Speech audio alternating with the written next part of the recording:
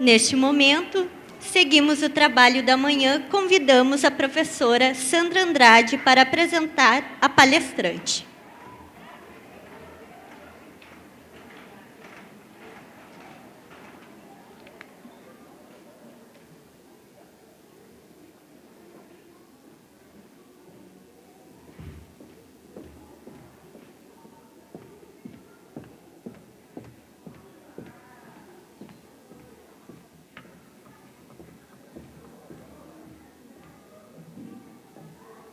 Bom dia a todos.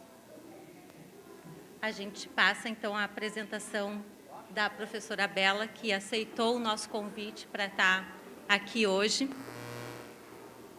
A professora Bela, então, possui mestrado e doutorado em Educação pela Universidade Federal do Rio Grande do Sul e licenciatura em Português e Literatura de Língua Portuguesa pela Pontifícia Universidade Católica do Rio Grande do Sul.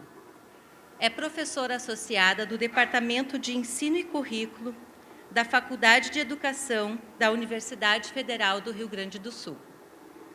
Tem experiência na área da educação, com ênfase no ensino de língua portuguesa e atuação nos seguintes eixos: educação, leitura, literatura infantil e produção textual nos anos iniciais do ensino fundamental e formação de professores.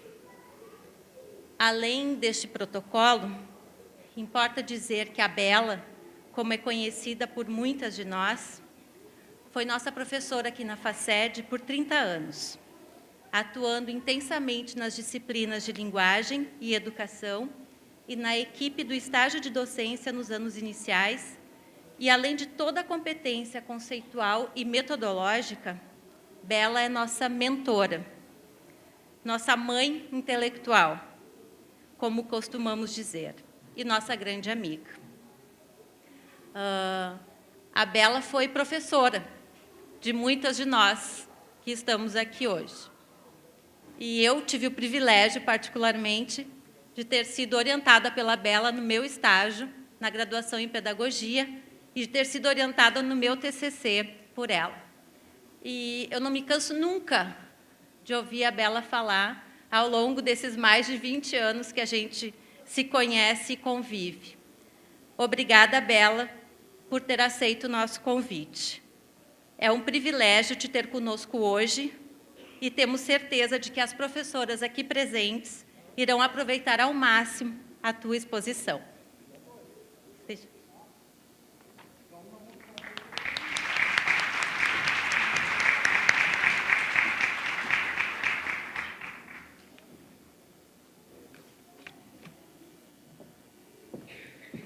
Ao longo da fala da professora Bela, vocês poderão redigir questões e entregar à equipe de apoio. Ao final da fala da professora, elas serão comentadas. É necessário enfatizar que todas as falas desse seminário estão sendo gravadas e serão disponibilizadas às cursistas. Em razão disso, solicitamos a colaboração para mantermos o necessário silêncio que garanta a qualidade da gravação. Alô? Vocês viram que eu subi de sacolinha. Uma professora nunca anda sem sacola. Como todos desejaram um bom dia para vocês, eu vou dizer olá. Então, eu sou a Bela e vou começar dizendo, depois desse bom dia e dessa receptividade, o seguinte. Essas professoras da coordenação do PNAEC, aqui da URGS, me convidaram um belo dia, no final do ano, acho que no início desse ano, por assim dizer, para fazer um encerramento dando uma aula. Porque, pessoal, é o que eu sei fazer. Dar uma aula. Há 30 anos que eu faço isso, 37. 30 de URGS e 7 de escola estadual, como professora dos anos iniciais. Então, eu achei assim que eu faria, como eu sempre faço, nas salas de aula das escolas que me convidam. Eu vivo fazendo isso, aqui em Porto Alegre, no interior do Rio Grande do Sul. E há pouco tempo eu soube que era no Salão de Atos. Vejam vocês, já sou até aposentada, a primeira vez que eu faço uma aula aqui no Salão de Atos. Maravilha. Vocês vão me ajudar, né, interagindo comigo, vou dar essa aula. Eu vou fazer de conta que é a sala de aula com a qual eu estou acostumada. E isso é sério. Então, elas passam o maior trabalho comigo. Eu já sou uma dinossauro, né? Elas falaram que eu fui professora de todas elas, assim. Então, e é verdade. E acho que deve ter algumas alunas aí, a professora que falou aqui da SEDU, que foi minha aluna também. Enfim, a Lara. Então, cá estou eu. Aí, no dia 21 agora de abril, eu li o texto do Luiz Fernando Veríssimo no jornal, e ele dizia ali que ele foi convidado para participar de um evento, Feira do Livro, em Montpellier, na França. Ele representou os escritores brasileiros no evento. E ele sentiu a mesma coisa que eu senti com relação ao Salão de Atos. Ele disse que pensou várias coisas. Eu vou simular um infarto. Eu vou pedir a voz. Ele disse que pensou, mas assim, e ele, quando ouviu o Gilberto Gil, nada mais do que Gilberto Gil, fazendo um discurso num francês perfeito, ele pensou, se eu fizer isso em francês, o meu discurso, a Academia Francesa de Letras vai ter um ataque. E aí, então, o intérprete ao lado dele, ele resolveu falar. Ele disse, eu vou inventar uma frase de efeito cultural, assim, para cativar o público. Daí eu pensei, vou imitar o Luiz Fernando Veríssimo, mas ele é o Luiz Fernando, eu sou a Bela. E agora eu tive a certeza de que a escolha que eu fiz foi muito bem-vinda. Porque, escutando essas crianças tocando e cantando, eu tenho cada vez mais certeza de que, se a gente trabalhar com as crianças o campo das sensibilidades, nós teremos adultos menos gananciosos, que precisam mais, que precisam ter uma BMW num pé e um Porsche no outro, para ter. E vocês sabem do que eu estou falando. Mas hoje eu não vou falar dessas estruturas todas, dessas complexidades que foram expostas pelos integrantes da mesa. Eu vou convidar vocês, assim, pelo menos por esses minutos em que eu vou falar, para a gente assim, ter aula mesmo, e fazer uma suspensão desses tempos de incertezas, de desilusões, de decepções, e poder pensar um pouquinho naquilo que realmente faz a gente melhor em alguns momentos, porque eu acho que a gente tem na vida momentos de felicidade. E, para mim, falar sobre texto de criança é um momento de felicidade. Acho que, se a gente investir nesse campo das sensibilidades, e o texto de criança, para mim, é uma produção artística também. É uma produção linguística, e o linguístico não tem nada de estrito, ele tem de abrangente. E o que eu vou fazer com vocês hoje é isso. E eu vou iniciar com um poema, um pequeno poema, pequeno no sentido de extensão, de um autor da minha preferência, que é o Manuel de Barros, o poeta mato-grossense. Porque, em seguida, o slide que virá lembra esse escritor. Então, eu vou convidar vocês assim para escutar um poema. Depois de ouvir essas canções, eu acho que vai cair muito bem. Então, aqui... Será que eu perdi o poema? Não. A obra é velhinha. Da obra completa, do Manuel de Barros, eu vou ler para vocês O Menino que Carregava Água na Peneira. Vocês já devem ter escutado, mas nunca é demais lembrar. Tem um livro sobre águas e meninos. Gostei mais de um menino que carregava água na peneira. A mãe disse que carregar água na peneira era o mesmo que roubar um vento e sair correndo com ele para mostrar aos irmãos. A mãe disse que era o mesmo que catar espinhos na água, o mesmo que criar peixes no bolso. O menino era ligado em despropósitos. Quis montar os alicerces de uma casa sobre orvalhos. A mãe reparou que o menino gostava mais do vazio do que do cheio. Falava que os vazios são maiores e até infinitos. Com o tempo, aquele menino, que era cismado e esquisito, porque gostava de carregar água na peneira, com o tempo descobriu que escrever seria o mesmo que carregar água na peneira.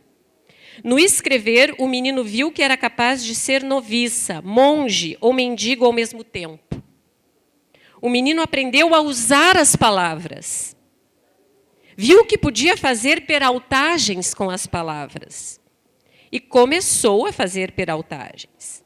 Foi capaz de interromper o voo de um pássaro botando ponto final da frase. Foi capaz de modificar a tarde botando uma chuva nela. O menino fazia prodígios. Até fez uma pedra dar flor. A mãe reparava o menino com ternura. A mãe falou: meu filho, você vai ser poeta. Você vai carregar água na peneira a vida toda. Você vai encher os vazios com suas peraltagens. E algumas pessoas vão te amar por seus despropósitos.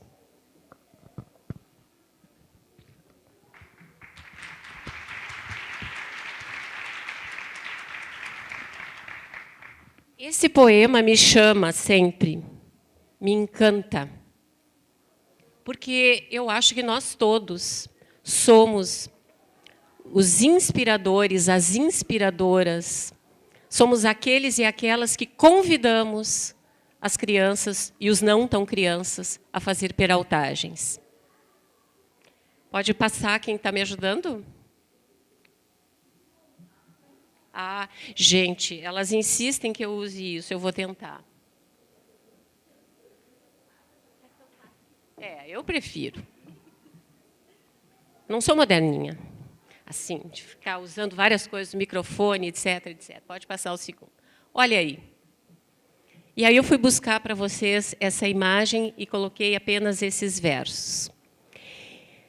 E o próximo slide, eu vou ficar assim, não tem problema, né? Vocês estão enxergando assim, eu não consigo falar sentada ali naquela cadeirinha, senão não é aula. Isso aqui já é um sacrifício, né? Então, vou ficar andando para lá e para cá, daqui a pouco eu vou para o pessoal do meio, para o canto de lá, tá bom? E se alguém quiser também interromper e levantar a mão, porque aquela função de, no final, fazer as perguntas, parece que o pessoal fica meio encabulado e tal, e a gente não consegue atender todo mundo. Se alguém quiser, levanta a mão e pode fazer a pergunta, ou trazer a sua experiência. Elas vão me matar, porque não é assim o protocolo. Elas convidam as dinossauros, aí tem que aguentar. Bom, pode passar. Umas pérolas. Eu escolhi para vocês umas pérolas. Eu tenho uma coletânea de dizeres de crianças, das salas de estágio que eu visito, enfim, das salas de aula que eu observo e tal. E eu recolhi umas pérolas para mostrar para vocês. Então, vocês já estão lendo, né? A primeira delas é de um aluno da minha aluna. Prof, né? A prof disse, eu nunca perco nada. E o aluno disse, mas hoje tu está percando. E eu adoro essas pérolas, porque nelas sempre tem indícios de reflexões linguísticas importantes. Aí tem uma regularização, né? Eu nunca perco nada, o verbo perder é um verbo irregular. É difícil de conjugar. E a criança faz essa regularização, mas hoje, para o momento, usa o tempo, né, a forma nominal, o gerúndio, e faz a regularização a partir da fala da professora, né? Perco. Eu nunca perco. Hoje tu está percando. Depois, a segunda pérola, ainda do lado de lá. Passando por uma árvore, ouvindo o canto dos pássaros, a criança diz, olha que lindo, vovó. A vovó sou eu, viu? Claro que eu ia trazer uma frase da minha neta. O baile dos passarinhos. Para mim, tocou profundamente, porque a Martina, nesse momento, né, nesse dizer doce e poético, mostra a sua competência comunicativa. Ela ouviu vários pássaros pousados na árvore cantando e foi capaz de formular essa frase, que, para mim, não passa desapercebida. É nesse sentido que eu convido vocês a fazerem a leitura do que as crianças dizem, e os não tão crianças, quando eu falo crianças, assim, é no amplo sentido, ouvirem. Basta ouvir que a gente vai conseguir capturar muitos e muitos recursos linguísticos, assim, nesse sentido das peraltagens com as palavras. Depois, a outra pérola, também da Martina. Hoje não teve massinha, vovó, eu vou buscá-la na escola no final de tarde, muitas vezes, né? Mas eu fiz eu desenho. Vocês já tinham escutado fazi, né? Eu também, fazi. Mas eu escutei fiz eu. E esse fiz eu me lembra os verbos da segunda conjugação, fazer, ler, enfim, em que na terceira pessoa a gente usa essa terminação. Ele leu, ele escreveu, né? E também, como sendo um verbo irregular, né? Eu fiz eu. Não é uma terminação totalmente esquisita, despropositada. Sempre nos chamados, nos vistos despropósitos dos nossos alunos, a gente consegue enxergar alguma coisa, do ponto de vista linguístico, muito interessante. E isso gera prazer para a gente. Dentre os tantos desprazeres que a gente tem na vida, mas a gente também tem muito prazer. E esse, para mim, é um deles. Olhem esse. A estrela é o brinco da lua, se cair eu vou usar. Esse é um dizer poético, é uma frase poética, né? Para experimentar um desejo. Isso é uma criança pequena, eu sei da história, que queria usar brinco e o pai não deixou, porque ele era muito pequeno. Quando ele crescesse mais, ele poderia decidir se usaria ou não. E, em seguida, ele fez esse verso. A estrela é o brinco da lua, se cair eu vou usar. Olha que coisa bonita. Não dá para deixar escapar. Essa aqui é engraçada, né? Escreve os pares. Eu já vou dizer para vocês onde é que está a questão linguística aqui. Então, a professora deu o leão, a leoa, o homem, a mulher, né? A criança escreveu o motorista, a criança escreveu a Dona Ivete. Porque a motorista do transporte escolar dela era a Dona Ivete. Esse é a concretude, né, no linguístico. Claro que nós sabemos que a questão da marca de gênero nas palavras, nos substantivos, não se dá pelos pares ou pela terminação das palavras em o, né? Se dá pelo determinante. O televisor, ou a televisão, a poltrona, o salão de atos, enfim, é pelo determinante. Uma mulher, um homem, não necessariamente por essa relação entre pares. Aí foi interessante esse raciocínio da criança para a professora expandir, porque a gente pode fazer um exercício como esse, mas a gente precisa expandir este formato, porque as questões de gênero, como acabei de dizer, não se dão apenas por essas relações. Depois, essa criança, sim, na Ipiranga, na Avenida Ipiranga, aqui em Porto Alegre, lotada, a criança pergunta para a mãe, o H tem som, mãe? Era eu. Não, pensei logo assim, no hotel, hoje, hora. Aí a criança me diz, a minha filha mais velha, mas ele modifica. Como assim? Chave, chuva. Quando ele não está no início, ele modifica, fazendo esse dígrafo, né, nos trazendo esses fonemas. No filha, por exemplo, claro que ela não me disse isso, mas eu achei maravilhoso o raciocínio de que o H, em alguns contextos, né, da palavra, ele modifica. E, por último, a última peraltagem, eu tinha que fazer um slide só de peraltagens, assim, né? Depois vocês vão ver sob a forma de textos mais extensos, que eu recolhi e escolhi para trazer aqui para analisar com vocês hoje. Dentre as muitas coisas que eu poderia fazer, pensei, e achei que a leitura de textos infantis nos ajudaria bastante. É sempre uma chave para a gente preparar boas aulas de leitura e de produção de texto. Então, a última pérola é essa, do Tomás, filho de uma amiga. Mãe, o que o tamanduá come? Formiga, disse ela. E o tamanduá? Né? Uma relação assim, bem bacana de consciência fonológica, de consciência silábica, relação com o significado da palavra. Se tem um tamanduá, deve ter um tamandubê, né? O reconhecimento, enfim. Então, essas pérolas. Bom, gente, achei que ficaria elegante, chique, né, eu apresentar para vocês os objetivos da aula de hoje, porque a professora faz os objetivos, né? Então, está ali. Discutir ensino-aprendizagem... bom, eu posso ler aqui.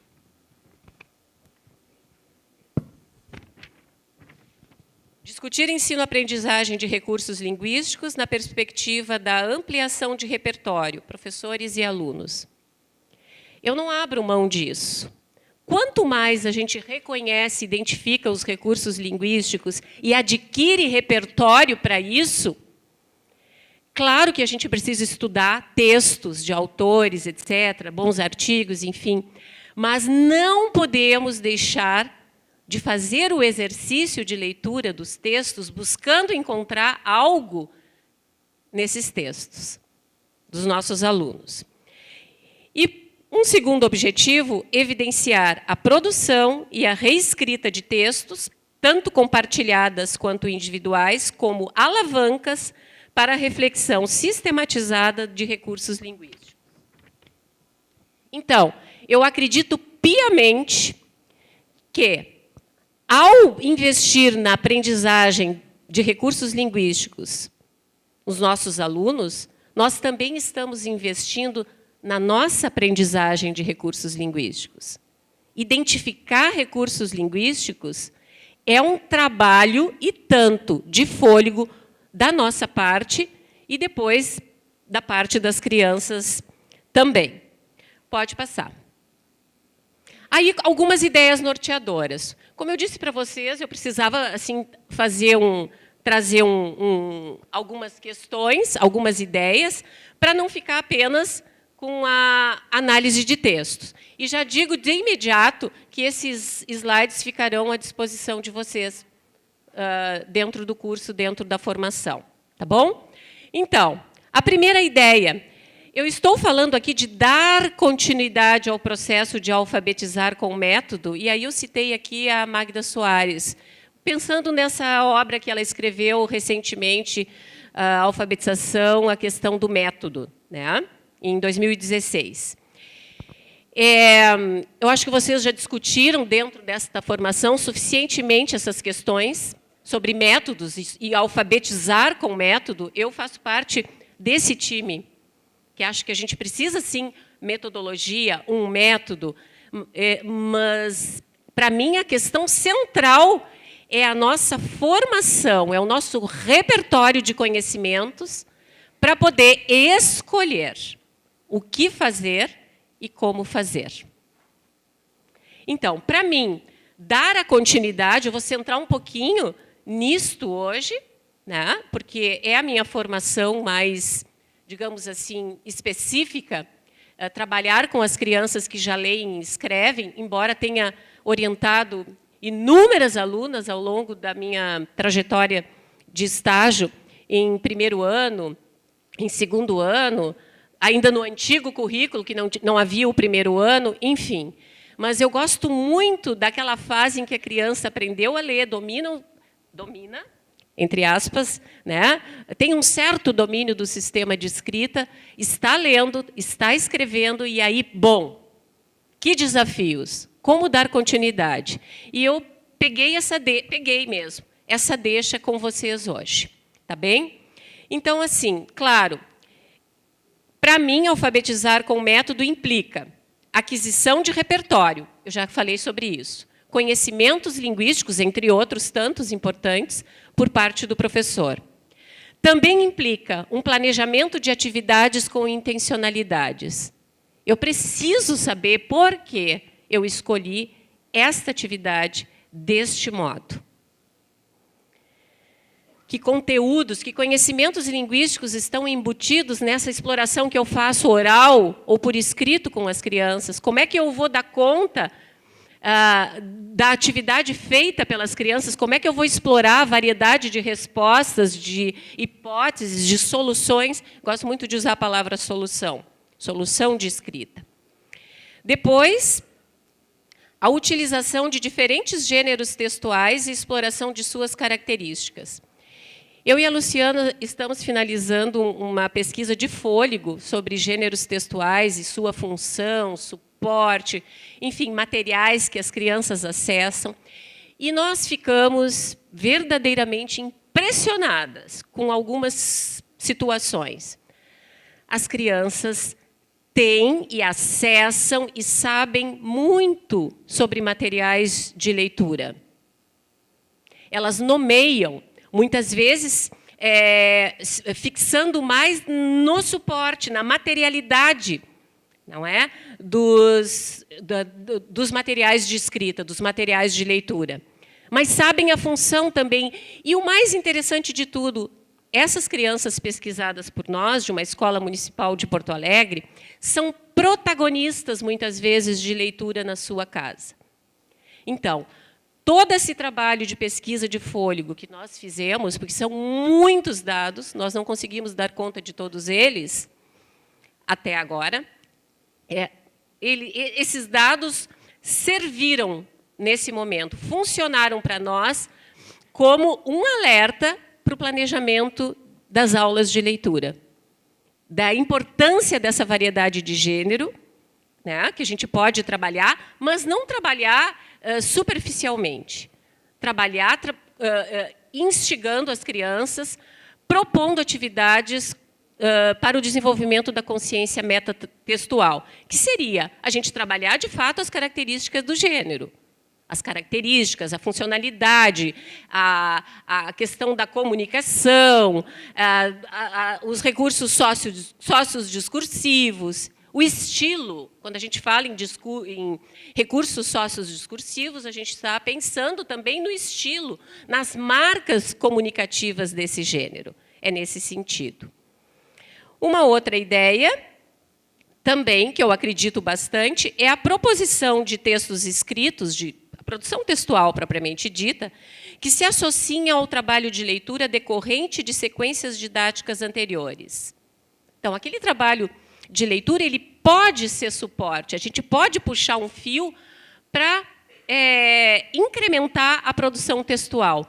E aqui, quando eu escrevi sempre com motivação prévia, eu quero dizer que a motivação prévia, aquela exploração que a gente faz antes da leitura, ela também precisa acontecer antes da produção textual. Essa frase que eu vou dizer agora, ela é velha, mas ela é sempre atual. Ninguém escreve do vazio. Eu preciso ter a folha vazia, mas a cabeça cheia de ideias. Então, a motivação prévia, ela é fundamental. E aí eu disse assim, imediatamente, intervenção nos textos dos alunos durante a escrita, quando a gente vai fazendo vai circulando entre os alunos, emprestando uma palavrinha para um, uma letra para o outro, fazendo um lembrete para aquele mais lá no fundo. Enfim, essa é a intervenção durante. Após a escrita, vocês vão ver aqui com os exemplos, eu não vou me deter muito agora aqui nesta ideia, com diferentes estratégias conforme a situação de ensino. Porque eu sei, sim, que nós temos, às vezes, salas de aula com 25, com 30, com 24, com 18. Não menos. É raro quando isso acontece. Então, a gente fica pensando, como é que nós vamos fazer intervenções? Antes, durante e depois. Há possibilidades, há estratégias diferentes que a gente pode utilizar para retomar o texto, não necessariamente fazendo marcas em cada texto de cada criança, sempre que se recolhe uma produção. Há possibilidades de se explorar esse texto de diferentes maneiras, vocês vão ver em seguida. A penúltima ideia, leitura generosa e competente das produções escritas. Bom, para mim, como eu disse para vocês antes, os textos dos nossos alunos, o texto da criança, é um livro aberto para que a gente possa ler e encontrar muitas expressões, muitas palavras, muitos raciocínios interessantes, cheios de peraltagens, cheios de pérolas. Eles é que nos dizem que caminho temos a seguir, que propostas podemos fazer coletivamente, recolhendo palavras, recolhendo construções frasais que podem ser retomadas com toda a turma. Acabei de dizer, conforme a situação de ensino, a gente pode adaptar a reescrita. A reescrita não é necessariamente reescrever todo o texto junto com a criança. Em alguns casos, sim. Algumas professoras optam por isso e têm tido bons resultados também. Então, uma leitura generosa é essa. É a gente ter o que dizer sobre o texto da criança. Ter o que dizer. Mais do que dizer assim, se for no caso de uma narrativa, tem início, meio e fim. Isso vale, mas é pouco. É pouco. tem erros de ortografia. Ainda é pouco.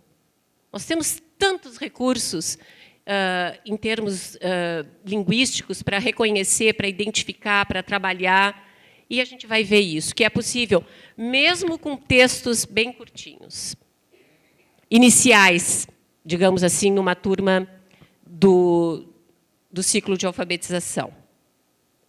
E, por último, realização de atividades produtivas envolvendo aspectos linguísticos, e aí são essas atividades às quais eu me referi anteriormente, desencadeadoras de reflexão e sistematizadoras. Pode passar. Pode deixar aí um pouquinho. Aqui eu estou dando destaque a algo que eu falei há pouco. A aquisição de repertório hoje é a minha bandeira. A aquisição de repertório para fazer essa leitura generosa dos textos das crianças, que podem, ou não, mas preferencialmente decorrer das leituras, das sequências didáticas de leitura que vocês fizeram. E eu sei que vocês sabem muito bem o que significa sequência didática, tem vários materiais aí, olhei os links que o programa dispõe para vocês. Então, é nesse sentido. Conhecimentos linguísticos, então, que é o meu caso aqui, existem outros conhecimentos que a gente precisa ter. Nós temos crianças muito diferentes em sala de aula, que bom.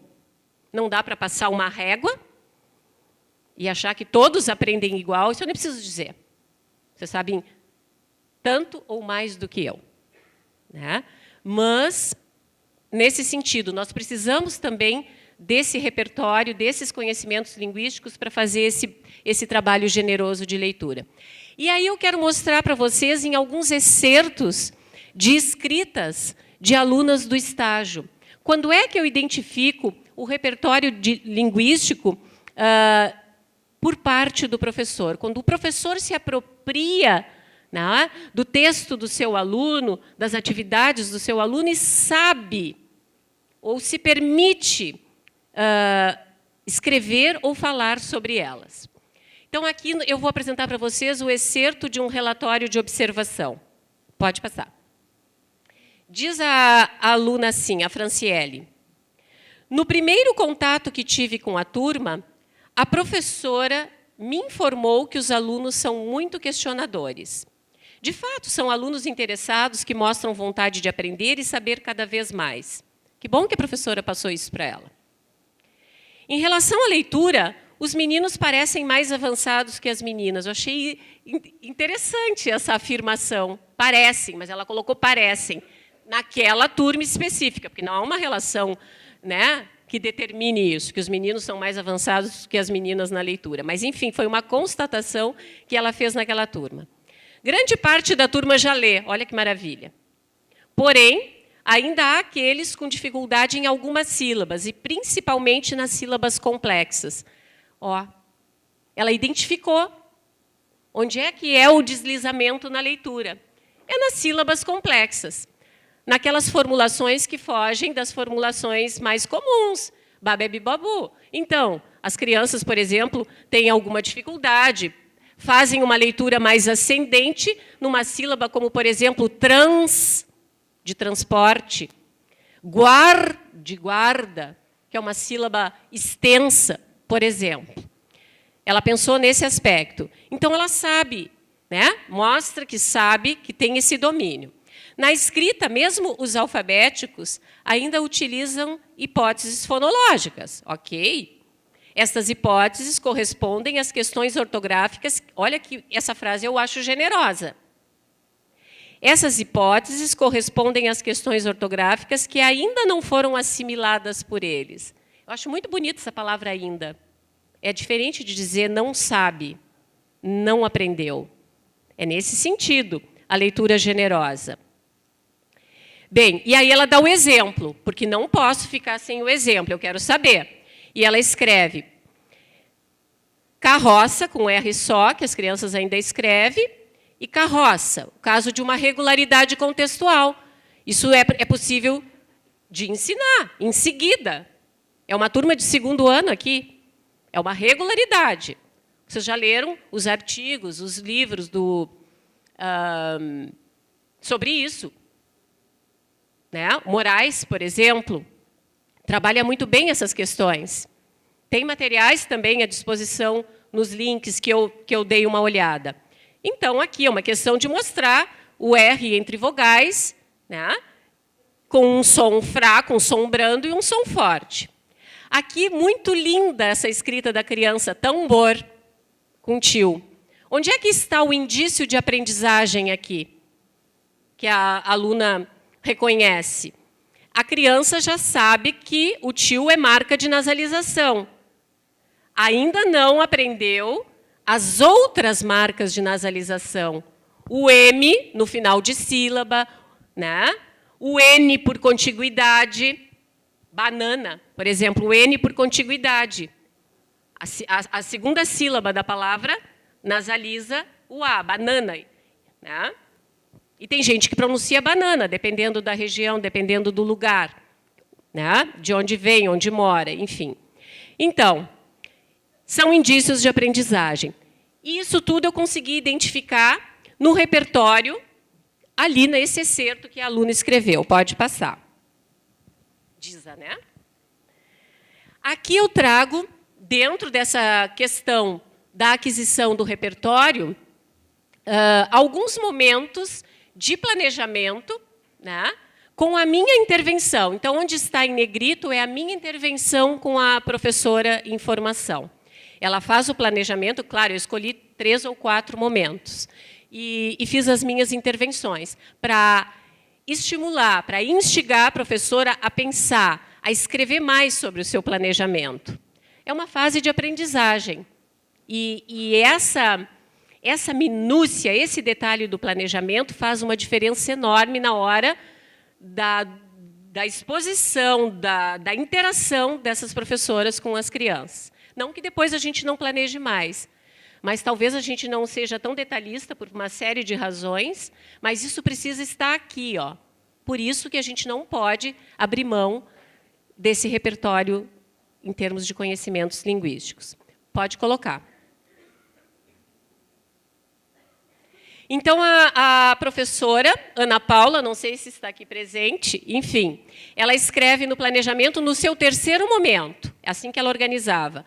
Contarei a história Tudo Bem Ser Diferente.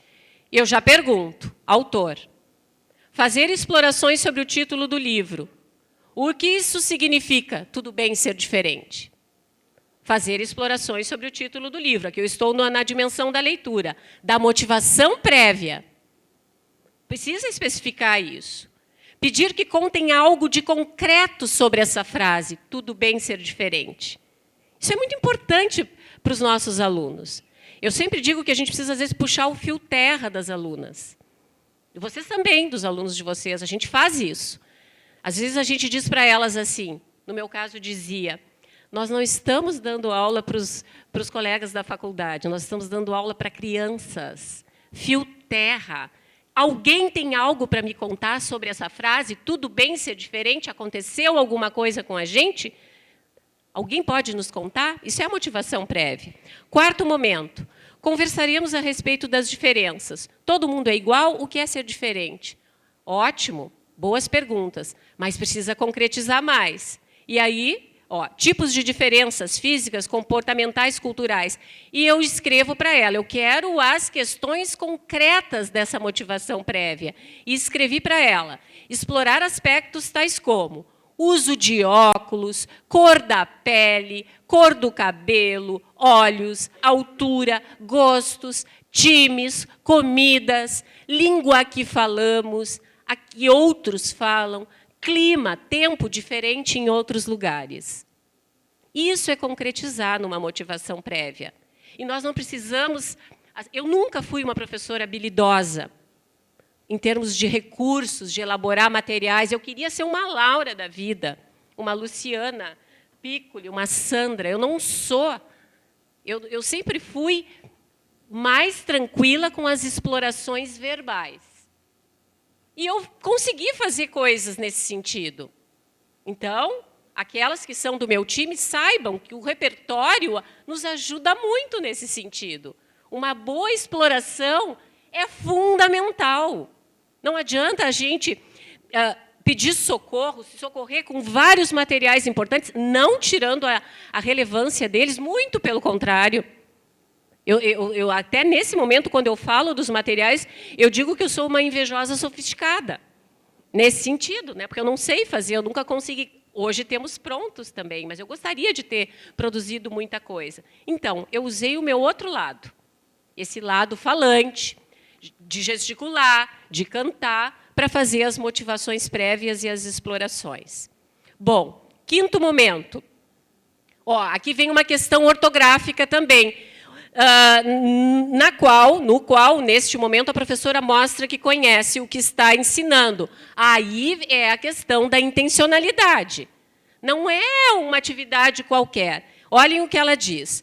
Apresentarei a letra C no início das palavras, formando sílabas com A, O e U. Pronto, aqui tem um conhecimento linguístico por parte da professora.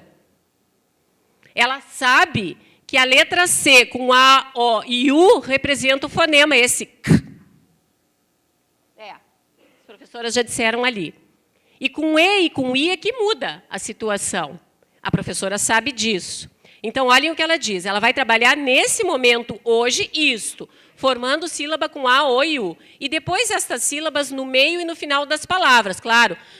Importante isso, para as crianças não acharem que esse fonema, enfim, que essa letra só aparece com esse som no início das palavras. Nós não podemos fixar esse tipo de coisa. Aparece também essas formações silábicas no meio da palavra, no final também. Aí, ela já, né, mais adiante, utilizarei a janelinha com a palavra, aquela janelinha que a gente vai puxando a palavra, né, surpresa, com a palavra cuidar, já linkada, relacionada com a temática da leitura. Tudo bem ser diferente. Palavra cuidar, cuidado, etc. e tal. Conversamos sobre a palavra, sobre seu significado e sobre a sua letra inicial. Eu coloquei ali, vocês viram, né? Ótimo. Porque eu acho que isso faz bem para a gente. Alguém dizer que o nosso trabalho está bom. Né? Depois, trabalharei outras palavras. Coração, comida, cavalo, casa, cabelo e curto. Aqui ela não colocou nenhuma palavra com essas sílabas no meio, mas deve ter colocado depois.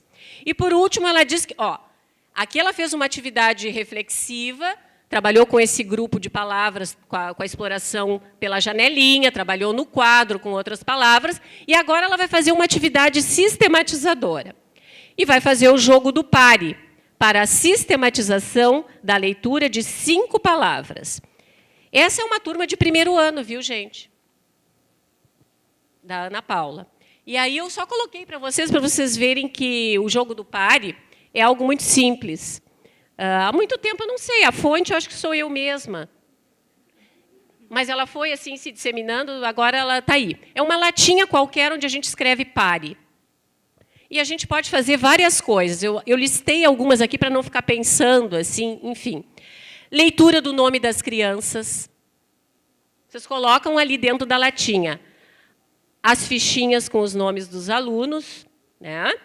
E colocam, não precisam colocar todos os nomes, vocês podem fazer essas combinações com os alunos. É uma atividade de leitura essa, tá? De leitura, pode se transformar numa outra atividade subsequente de escrita.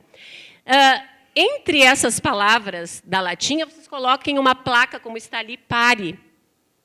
Então, digamos que a minha colega vai tirar uma palavra, vai ler, as crianças podem pedir ajuda para os colegas, e aí aquela exploração coletiva, que as outras professoras formadoras de vocês, do programa, aí, já devem ter falado, que pode ser uma atividade coletiva, mas a pergunta pode ser endereçada especificamente a cada criança. A diferenciação, nesse caso. Né? Então, dependendo da criança que tirar a fichinha, vocês ajudam com um tipo de exploração, primeira letra, última letra, ou então com sílabas, algum colega ajudando. Vocês podem dar a palavra base com a imagem, mais de uma palavra para a criança escolher qual palavra que ela vai ler, qual palavra que ela retirou. Vocês podem fazer uma variação.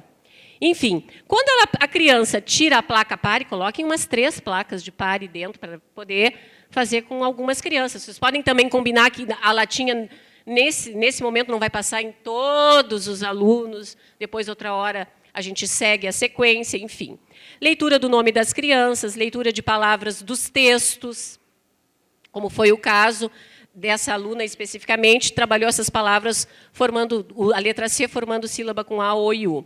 Leitura de números, com algarismos e palavras para fixar.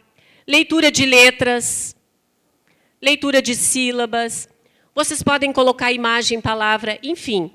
Mas vocês vejam que não precisa nenhuma habilidade especial para fazer o jogo do pare. Pode passar. Aqui eu trago um trecho de reflexão quinzenal e depois vamos aos textos. As crianças são muito curiosas e a área de ciências, aqui eu faço uma parada. Que bom que as professoras interligam a questão da alfabetização com outras áreas do conhecimento e fazem trabalhos específicos. Então, ela diz, as crianças são muito curiosas e a área de ciências, por exemplo, tem funcionado como uma grande motivação para os alunos. Aprendem curiosidades sobre assuntos diferentes, aprofundamos alguns e interligamos com outros, como na vez em que estávamos estudando o corpo humano e um aluno perguntou como Deus colocou a sementinha de Jesus na barriga da Maria. Dormam com uma pergunta desta. Resposta que encaminhei pontual e metaforicamente no momento. Ela deve ter dito, foi um mistério.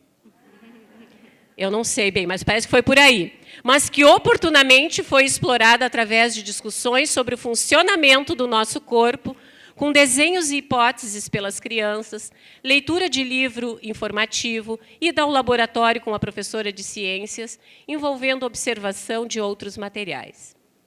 Aí ela diz, contextualizar as atividades nesse processo de alfabetização funciona como um grande incentivo para o desenvolvimento da aprendizagem, mas também como um ampliador do repertório de palavras e assuntos que auxiliam no processo de produção textual.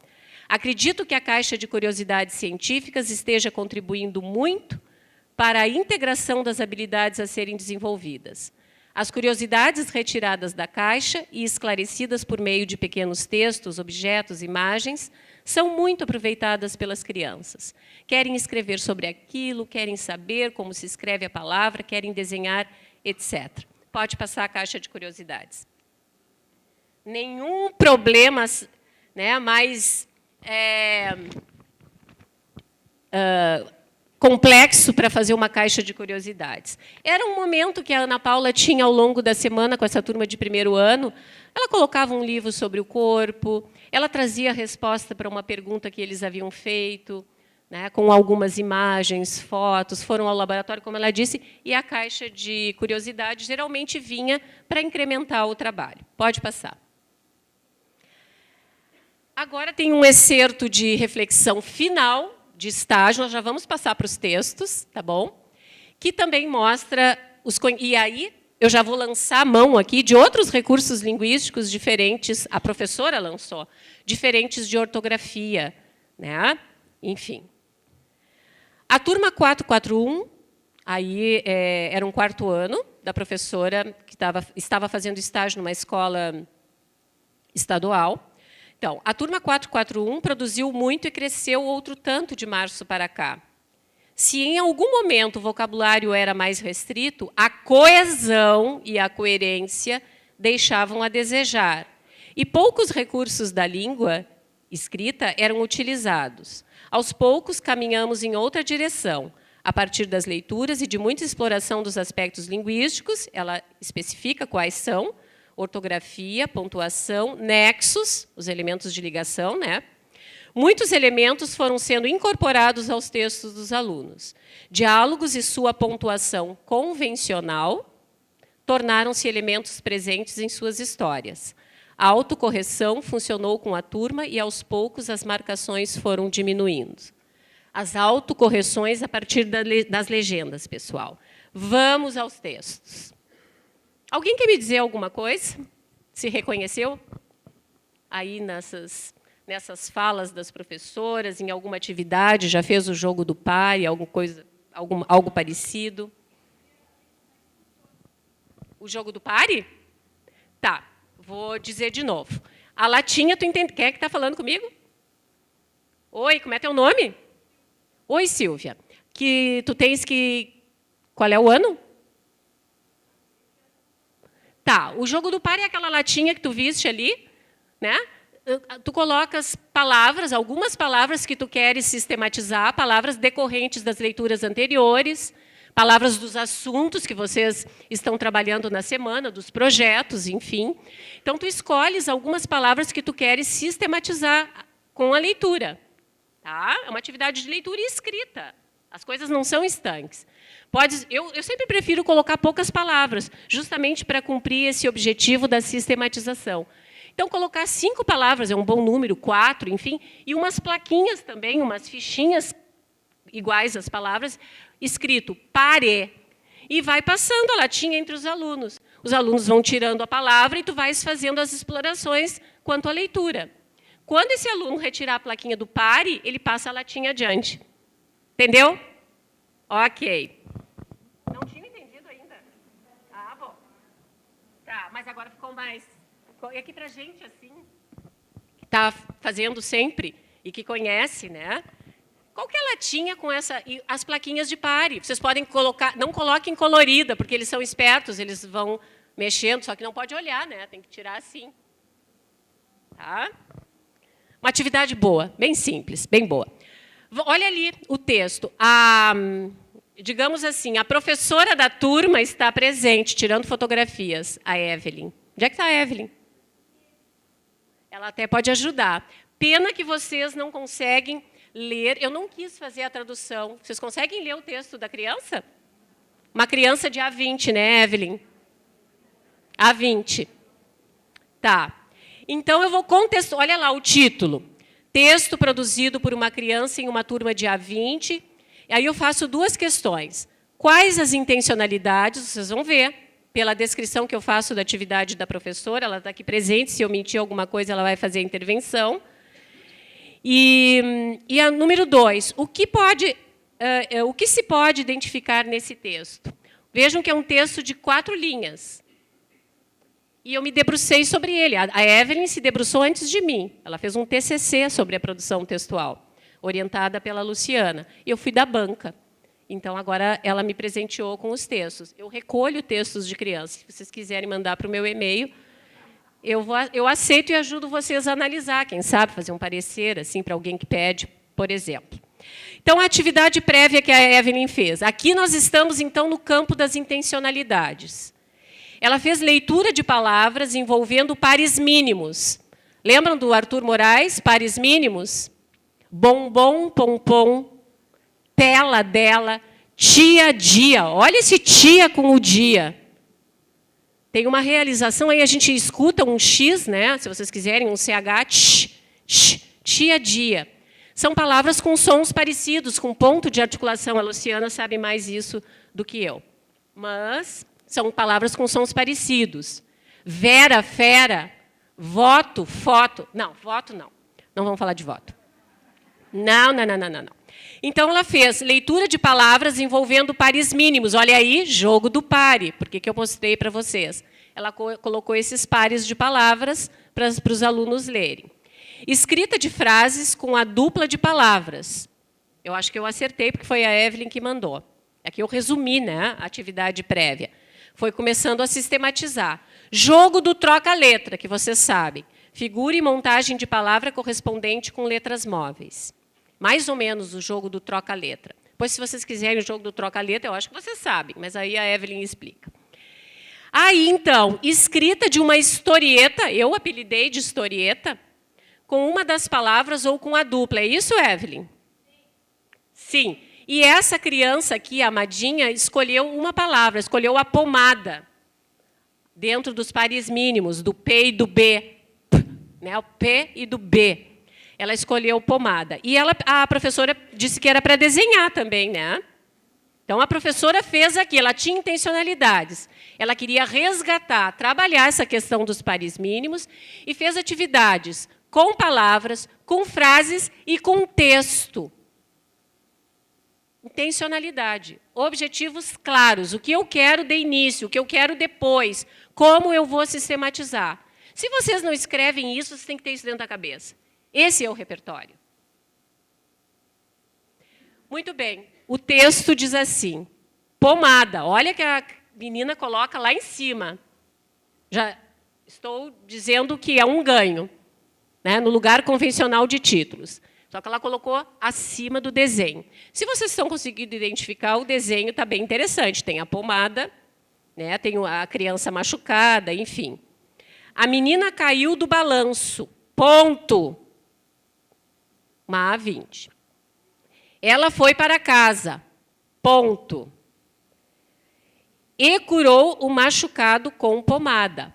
Ponto. Tem ponto, tem título. E agora eu faço logo a seguir a análise para vocês. Em primeiro lugar, eu vou me referir ao gênero. A criança, né, eu acho que é uma menina, não estou bem lembrada, a gente faz o apagamento por questões éticas, enfim, não tem o apagamento, mas eu acho que é uma menina. Não importa isso também. Ela utilizou a narrativa-relato. Na minha tese, eu trabalho com duas modalidades, assim, com duas caracterizações da narrativa. Uma delas eu chamo de narrativa-relato, que é quando é aquela narrativa do tipo relato que não tem um problema, um nó e uma resolução, um desenvolvimento muito explícitos. É algo mais rápido, que tem um caráter mais descritivo do acontecimento, do fato. É uma redescrição do fato, uma redescrição mais rápida, vamos dizer assim. Então, eu resolvi identificar o gênero do texto do aluno ou da aluna da Evelyn. É uma narrativa-relato. Essa criança tem noção de frase. Ela, por quê? Porque há 3 marcas ali de ponto final. De onde vem isso? Das observações que vocês fazem com as crianças, na pontuação externa das frases, porque, claro, uma criança desta faixa etária, deste ano, assim, a gente não poderia esperar, num primeiro momento, a pontuação interna, as vírgulas, etc. e tal. Mas essa criança já está naquele estágio descrito pela Emília Ferreira e por outras pesquisadoras, de observação da pontuação. Ela já sabe que existe pontuação. E isso é ganho. Como é que a gente não vai ver isso? Tem que ver e tem que valorizar para trabalhar com as outras crianças. Também. Bem, os verbos. Verbos da narrativa, no pretérito. Então, ali estão os verbos. Caiu, foi e curou. E ainda entrelaçados semanticamente. Os 3 verbos se relacionam dentro do texto. Caiu, foi para casa, né? E curou. Curou, olha o campo semântico. Tem a ver com machucado, isso aí. Tá? Traços de coerência. Pelos verbos a gente já vê. Mas a gente vê também por outros substantivos. Machucado, casa e pomada. Bem, uso do elemento coesivo ela. Ali. Vocês vão ver ali, né? Ela foi para casa, ela não repetiu. A menina. Já usou um pronome, que é substitutivo do nome. É um elemento de coesão, referencial. Ela, que se refere ao nome. Então, ela está usando os tempos verbais, que faz a progressão sequencial dentro do texto. Isso tem a ver com coerência, a gente não separa coerência e coesão. Eu estou entrando nesses aspectos porque a gente poderia pensar, falar de coerência e coesão e pontuação em texto de criança, sim? Sim. É um pacto, é o pacto do trabalho, é o pacto da leitura generosa, diferente de fazer uma leitura aligerada. E vocês podem fazer essa leitura lendo, vocês ganham mais lendo e identificando esses recursos do que fazendo assinalações, marcas nos textos, como no meu tempo de aluna criança. Ninguém faz isso mais hoje, até por falta de tempo, mas também porque não acredita nisso, eu creio. A gente precisa fazer outras coisas. Mas, para isso, primeiro, a gente precisa reconhecer. Tá? E ainda, por último, nesse texto, é o uso da preposição para, que é um recurso de língua escrita, ela não usou para. Né? Foi para casa. E aí, com relação à ortografia, eu deixei por último proposital, porque é bem importante, mas eu não quero que a gente enxergue só isso numa primeira leitura. Ela faz algumas trocas envolvendo irregularidades da língua, como, por exemplo, a palavra balanço, que ela escreve com S. Mas, se vocês forem ver, a gente escreve cansado com S. Pode ter sido uma palavra referência. Quer dizer, tem palavras com S com esse som. É? E é uma irregularidade, não tem uma regra que a gente pode ensinar de imediato. Tem que ser por outros trabalhos. E a relação texto-ilustração? Muito bem, vamos passar para o outro texto. Eu vou lá para o outro lado agora, porque, olha aqui, o pessoal da URGS vai dizer assim, mas olha a dinossauro da Bela, tudo aqui escrito e eu com um papelzinho na mão. Vocês não se importam, né? Não se importam. Então, vamos agora com o texto, que é um outro trabalho. Vou pegar o livrinho aqui. Depois até eu recolher tudo isso. Continua com o texto da turma da Evelyn. Claro, vocês aqui são desse ciclo, né? Primeiro, segundo e terceiros anos. Então, tinha que trazer esses textos, da turma da Evelyn. O que a Evelyn fez? As intencionalidades da prof.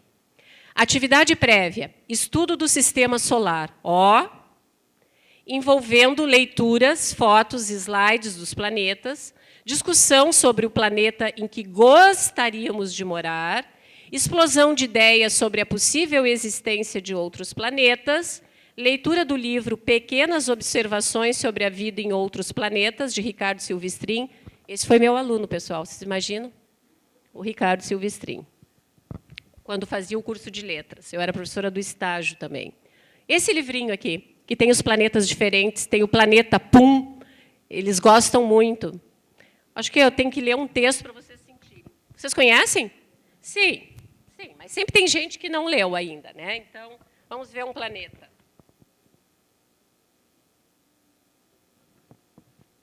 O livro está despencado. Então, tem o planeta aqui. Em Poft, o Pum é perfumado. Quando um solta o seu traque, todo mundo vem para o seu lado e se põe a comentar: ah, como melhorou o ar.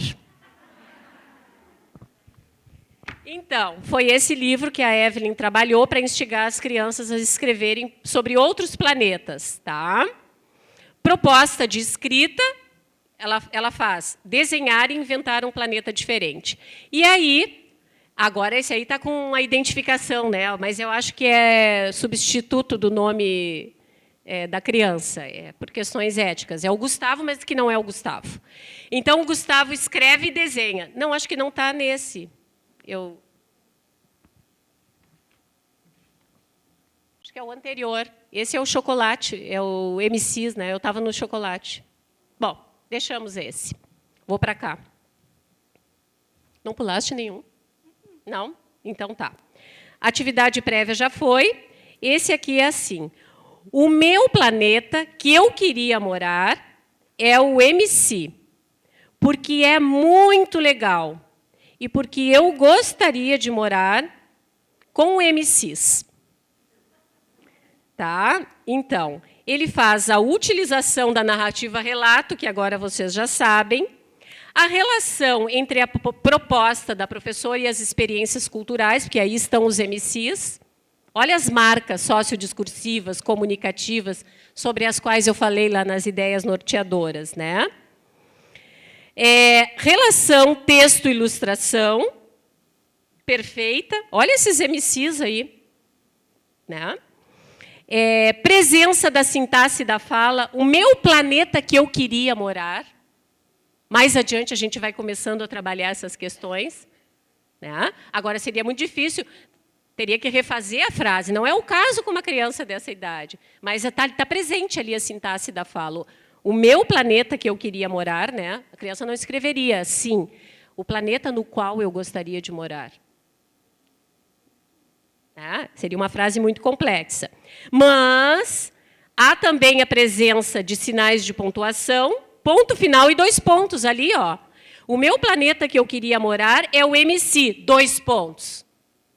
Agora ele vai fazer o argumento. Porque é muito legal e porque eu gostaria de morar com MCs. Tá? Então tem esse conector também, uso de nexo coesivo argumentativo, a conjunção porque, e o uso do futuro do pretérito, denotando esse contexto hipotético, né? Diferente do texto da pomada, caiu, curou, foi, eu gostaria. Tá? E assim, ó, essa formulação verbal é o espelho da voz da professora na sua solicitação, que pediu o quê? um texto, né, sobre um planeta no qual gostaríamos de morar. Olha o gostaríamos, a professora deve ter falado. Então, a escrita das crianças, a resposta textual, tem muito a ver com o que a gente pede, com o tipo de solicitação que a gente faz. É uma prospecção, eu gostaria, é uma invenção, é uma hipótese. Então, a correlação verbal ali está muito bem. Pode passar. O último texto da Evelyn, então, abandonei os papéis para ficar moderna, diz assim, olhem que bonitinho isso aqui. Ou, às vezes a gente tem a ideia, né? Para uma criança de A20, por exemplo, não vou ensinar adjetivos. As crianças já falam adjetivos. Usam em grande escala. E esse texto aqui, formal, porque foi feito para a professora, por uma solicitação, né? A atividade prévia é a mesma. O estudo do sistema solar, etc. e tal. Essa criança, o Gustavo, faz a narrativa relato, rápida. Uso de nexo coesivo argumentativo, ali, ó. Gosto de chocolate por quê? Já está usando por quê? Olha que maravilha. Destaque no emprego de adjetivos para ilustrar o tema.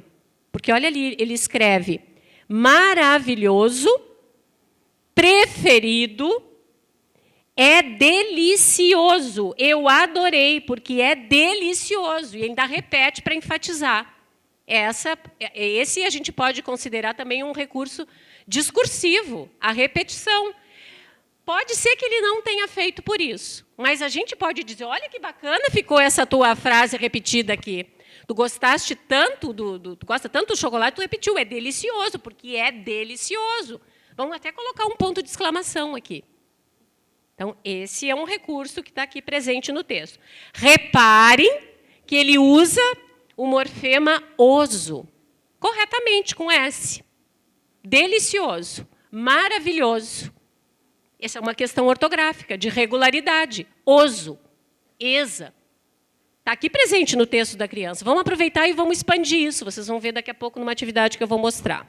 Eu estou me encaminhando para o final. Eu sei que a gente começa a ficar assim para ir embora, mas tem mais uns textinhos aqui. Vai. Pode passar. Bom, esse trabalho agora sai do âmbito das escritas bem iniciais. É um texto mais extenso e eu fiz questão de trazer para vocês, porque vocês estão professoras, não é? De alunos que estão numa fase inicial de escrita. E essa professora, autora desse trabalho, de um curso de especialização, é professora de primeiro e segundos anos, assim, às vezes lá e às vezes cá, e ela quis fazer na especialização uma experiência com crianças de 5º ano, porque ela se fez essa pergunta. Olha lá, amada. Também não posso mentir, tá? Tá tudo mais ou menos aqui, tá? Um estudo sobre a intervenção pedagógica. Tá lá, professora, que alegria, vá, emoção. Por que os alunos não escrevem bem? Nós, assim, eu e a Raquel, na época, até assim, tivemos algumas discussões se a gente colocaria essa expressão, não escrevem bem, para não dar vazão ao que vozes não autorizadas sobre leitura e escrita dizem nos jornais, na TV, etc. As crianças não escrevem bem, ninguém se alfabetiza bem, ninguém ensina bem ninguém, todo mundo é igual. Então, a gente pensou, mas a gente colocou entre aspas, porque é uma voz que se espraia, né? No final dos anos iniciais, um estudo sobre a intervenção pedagógica, Raquel Eveline da Silva. O que a Raquel fez com intencionalidade? Leitura e produção de lendas urbanas e reescrita monitorada por bilhetes da professora. Certo, Raquel? Raquel, onde tem o asterisco, foi onde eu complementei. Ainda bem que eu fiz o asterisco, viu? Então, o aluno da Raquel, eu não vou contar a história dele, mas uma história bem complicada, um menino assim não sentia assim nenhum prazer pela escrita, quanto mais pela escrita monitorada. Mas aí a Raquel foi insistindo com a turma e ela adotou algumas estratégias. E essa estratégia do bilhete mais direto foi por conta dela. E ela foi aprimorando e foi fazendo isso, e foi fazendo uma sequência de retomadas do mesmo texto. Eu vou dizer para vocês, tem que ter coragem para fazer isso. Até conseguir fisgar o aluno para ele se sentir importante e conseguir enxergar esse processo de aprimoramento do texto. Vejam o texto que ele fez. Era uma vez um casal que estava na lua de mel, primeira versão. Eles caíram no rio e daí a noiva em espírito saiu na faixa para pedir ajuda. Ó, mas vocês já veem as questões sociodiscursivas, né, do gênero, da lenda urbana. Daí, eu estou enfatizando aqui porque vocês vão ver o sumiço do daí depois. Daí estava passando um carro, daí o carro parou e o espírito da mulher pediu ajuda. Ele, ó, eu estou fazendo a pontuação imaginária, pediu ajuda. Ele falou para o espírito, ele quem? É o homem do carro, né? O motorista do carro. Ele pediu ajuda, ele falou para o espírito da mulher. Eu já chamei a polícia. Quando ele olhou, ela tinha sumido. Ó, tem pontos. Quando o guincho puxou o carro, a mulher estava dentro do carro junto com o marido. Os dois afogados e mortos. E até hoje a história é contada e todos que passam por lá passam correndo. Essa história aconteceu em Osório. Se alguém é de lá, sabe. Então, o bilhete da Raquel, generoso, direto. E, claro, lembram que eu falei? A criança escreveu o texto, amparada numa sequência didática de leituras, com explorações, se apropriou já de alguns indícios do gênero. A professora leu os textos, pensou em algumas questões e escreveu o bilhete para esta criança. A gente pode fazer isso uma vez por mês. E seguir trabalhando nesse texto. Eram alunos de 5º ano. Não é a mesma estratégia para crianças pequenas, como, por exemplo, trabalhar o jogo do pare com algumas palavras do texto dos textos anteriores que vocês viram. Machucado, que estava com X, balanço, que estava com S. São outras estratégias. Ou fazer a correção dessas palavras com as crianças, com letras móveis, etc. Tá? Diferente com essas crianças de 5º ano aqui. Que crianças? Com os meninos grandes de 5º ano. Olha o que a Raquel escreveu, vocês já viram. Fiquei espantada, gostei do espantada, bem dela, assim, bem da professora. Com a lenda que escreveste. Os colegas também irão se espantar. Por isso, é preciso que releias teu texto, reescrevendo e organizando melhor as ideias. Fiz uma lista para te ajudar. Aí tem a generosidade. Aí tem o repertório. Não precisas usar apenas a palavra daí para ligar os fatos acontecidos. Bem concreto, gente. Ele vai pensar em outras. Olha, eu repeti demais, daí a prof disse que não é para botar, eles dizem. Né? Posso te ajudar a pensar em outras palavras, porque essa reescrita era feita em aula, às vezes em casa, às vezes em aula. Tá?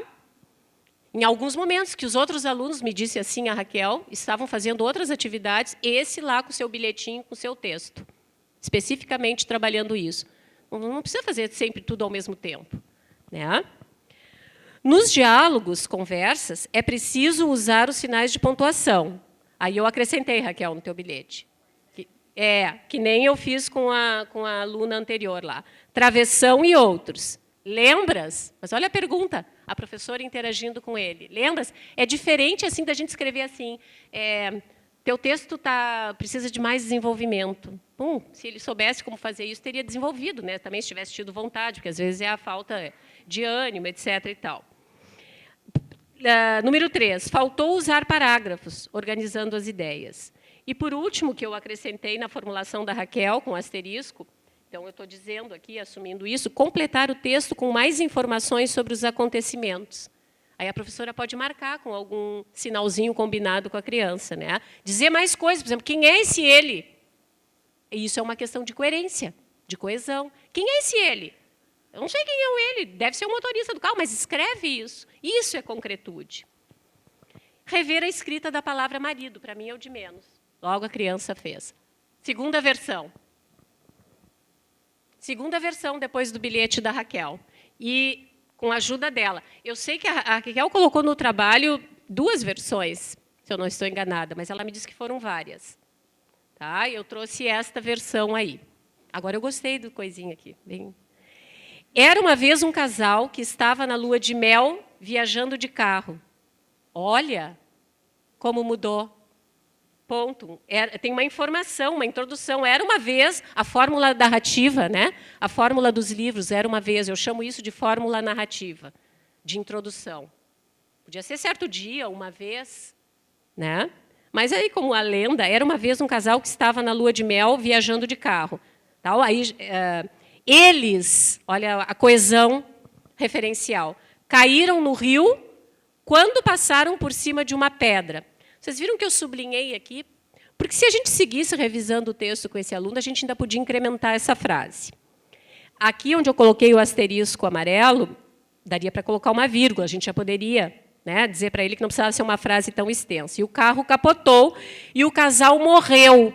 Eu sugeriria também para a criança que ele poderia passar o afogado lá do meio do texto para ali. O casal morreu afogado. Fica completinho ali, né, por cima de uma pedra, e o carro capotou. Vejam que antes não tinha essa explicação de que o carro havia capotado.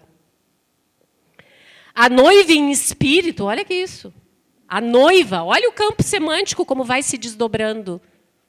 A noiva, não é a mulher em espírito, a noiva em espírito, saiu na faixa para pedir ajuda para o motorista do carro.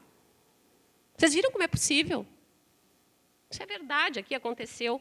Ele falou para o espírito da mulher, 2 pontos, gente, travessão. O menino leu os recados da professora. Eu já chamei a polícia, e quando ele olhou, ela tinha sumido.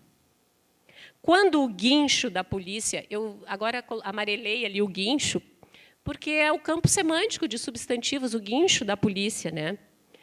Quando o guincho da polícia chegou e puxou o carro, podia ter uma vírgula ali, a mulher estava dentro do carro com o marido. Olha assim os fatos mais esclarecidos, né? Os 2 estavam mortos e afogados, por isso eu acho que eu sugeriria. Mas não tem nenhum problema, está ali, né? Até hoje, a história contada lá em Osório, onde aconteceu o acidente. Olha o campo semântico. Acidente. E quem me contou foi meu avô, que tem 68 anos. Aí eu escrevi ali na análise, enriquecimento do campo semântico, já falei, em torno do tema, dos elementos de coesão, dos sinais de pontuação, acréscimo de informações, inclusão de voz autorizada para atestar a história, incorporação de características do gênero e correção ortográfica. Tudo isso foi feito. Bem, eu acho que eu vou subtrair a análise desse texto, eu só quero mostrar para vocês que eu coloquei os asteriscos, tá, para colaborar na autocorreção. Lá adiante a gente falou em autocorreção. Por exemplo, com criança pequena, de 2º, 3º ano, a gente pode começar com um ícone, o asterisco, um triângulozinho, de preferência não façam vermelho nem azul, uma cor bem diferente, assim, dessas cores mais simbólicas de times, mas também, se quiserem, tudo bem. A gente pode colocar naquele elemento do texto que nós vamos dar destaque para a autocorreção.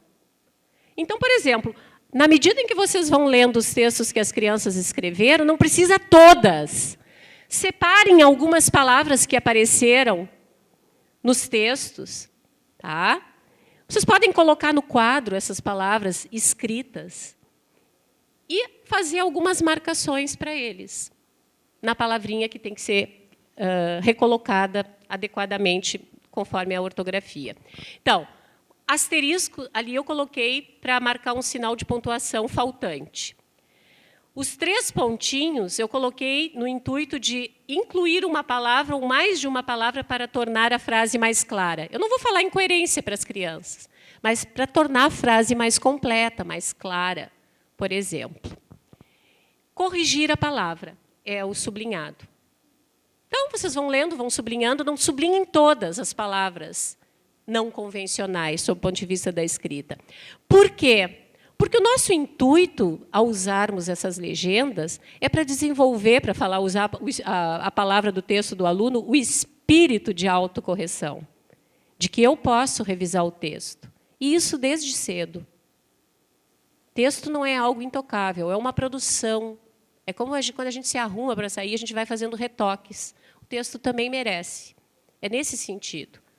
Tá? E se vocês forem usar aquele truque, né, da pesquisa de uma autora que escreve sobre produção de texto, Maria Laura Mayrink Simpson, ela disse: se vocês forem pedir para as crianças contarem as palavras que não foram marcadas, haverá bastante. Eles escrevem muito mais palavras corretamente do que de forma inadequada, do ponto de vista da ortografia. Aqui eu elaborei uma fichinha, tá, que vocês podem usar e subtrair itens. Por exemplo, para uma criança bem pequena, o texto apresenta título, sim ou não. Isso é tranquilo para uma criança bem pequena. E vocês poderiam usar com uma criança bem pequena um código. Pedir para ajudar o coleguinha colocando um número ou um código qualquer em palavras que precisam ser corrigidas. Essa ficha eu fiz mais completa para usar com crianças maiores, como esse aluno da Raquel. Então, sinais de pontuação: sim, poucos, não. Essa também dá para usar com uma criança de 3º ano. Tá? Aí, frases que precisam ficar mais claras. Se quiserem, vocês usam. Aí, ajuda teu colega, fazendo uma correção compartilhada. Uma dupla. Um ajuda o outro. Ou se vocês quiserem misturar determinada criança, juntar determinada criança com outra. Ajuda teu colega colocando o número 1, onde precisa de um sinal de pontuação e letra maiúscula, o número 2 em palavras que precisam ser corrigidas e o número 3 nas frases que precisam ficar mais claras.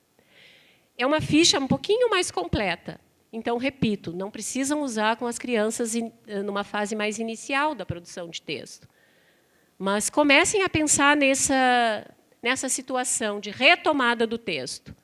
Deixa eles muito felizes, saberem que vocês vão expor os textos deles na parede e que as pessoas vão conseguir ler os textos que eles escreveram. Não precisa ficar impecável. Essa coisa da higienização maluca do texto não precisa acontecer. Mas a gente precisa trabalhar em prol disso também. Não deixar ficar maduro, assim que nem aquela banana na fruteira. Por último, uma atividade, um exemplo bem simples que vocês poderiam modificar, fazer jogos, dominó, jogo de várias maneiras. Eu simplesmente ali agrupei palavras e coloquei um comando de atividade bem simples, porque eu acho que a consciência morfológica ajuda enormemente na aprendizagem da ortografia e da ampliação do vocabulário sobre um determinado tema. E ela é a prima pobre das nossas atividades, sinceramente. Eu não encontro muitas atividades do desenvolvimento da consciência fonológica nesse sentido, de a gente trabalhar a grafia da palavra e a significação. Então, essas palavras que eu recolhi foram dos textos anteriores aí que vocês leram junto comigo. Então, vejam bem, eu peguei ali do menino que a gente não explorou o texto, Quando Eu Ficar Velho. É um texto oriundo daquele livro de literatura Guilherme Augusto de Araújo Fernandes, e ele escreveu Quando Eu Ficar Velho, o que eu vou querer. É um texto bem bonito, pena que não deu tempo. Juntei dali e fiz assim, ligar as palavras da mesma família. E aí eu coloco sentido e escrita. E aí coloquei natural, natureza, belo, beleza, rico, riqueza. Uma atividade simples. Qual foi o meu trabalho linguístico? Pensar em palavras que têm esse morfema, esse sufixo esa, em substantivos, sem precisar usar nenhuma definição gramatical para as crianças. Sufixo, esa, morfema, esa. Finalzinho da palavra que se repete em algumas palavras. Vamos fazer um banco de palavras com essas terminações. Gurias, vocês vão ganhar esses slides, viu? Não se preocupem. Eu cedo, não tem nenhum problema com isso, está em PDF. Usem quanto quiserem. Querem mesmo é que usem. Bom, a outra atividade igual, também puxei o tal do adjetivo delicioso do aluno da Evelyn, né?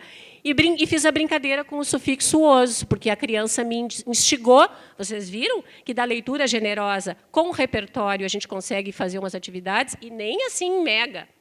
Porque eu sempre fiz coisinhas simples. E volto a dizer, a hora da exploração é que era significativa. Olha ali. Delícia, delicioso, bom, bondoso, maravilha, maravilhoso, carinho, carinhoso. Eu nem falei para eles que do substantivo, de alguns substantivos, derivam adjetivos com o sufixo oso. Eu fiz a leitura. Fazer o pareamento, eles vão perceber, dizer para eles, são palavras filhas, da mesma família, têm o mesmo sentido, e por isso a grafia vai ser parecida no final. E aí eu fiz a pergunta de reflexão. Atenção ao segredo da escrita. Isso é exploração, é quando vocês sabem explorar. Olha só, pessoal, vocês vão fazer essa atividade aí bem ligeirinho, 4 palavrinhas, não precisa fazer atividades de 10.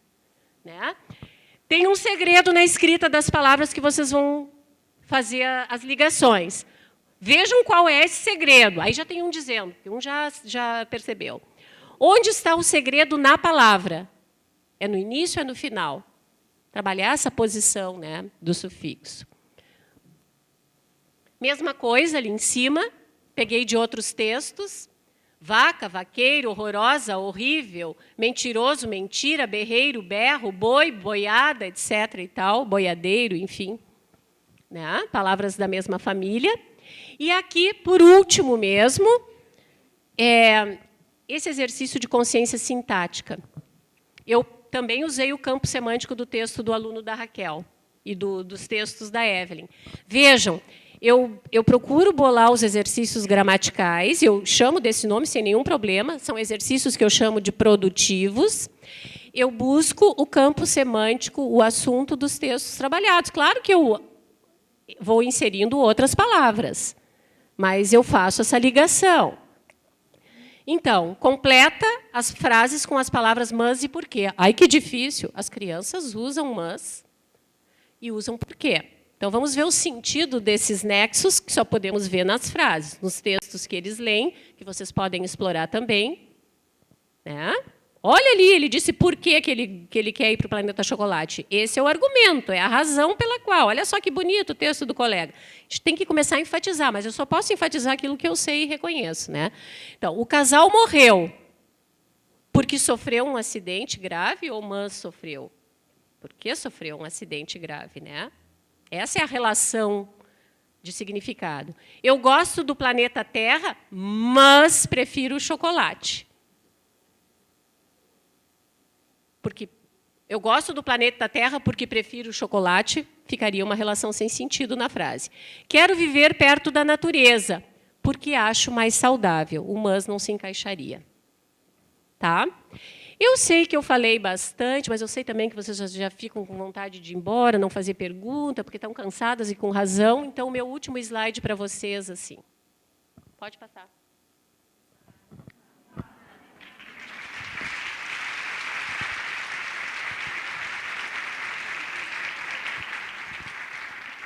Agora, eu queria agradecer muito o convite que as gurias me fizeram. Assim, depois de ter dito todas aquelas bobagens, né, eu quero dizer que foi um prazer imenso. Eu gosto muito de conversar com vocês, colegas, e tenho um profundo respeito pelo trabalho que se faz na sala de aula. Muito obrigada.